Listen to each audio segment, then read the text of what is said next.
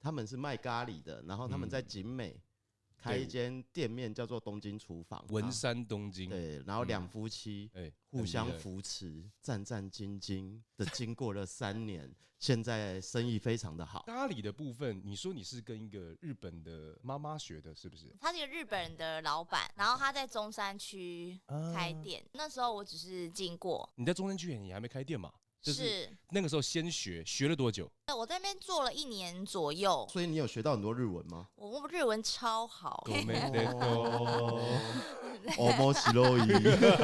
男生都只会讲一些有的没有，什么一咕一咕那种。没有了，没有人这么说，就只有你哦。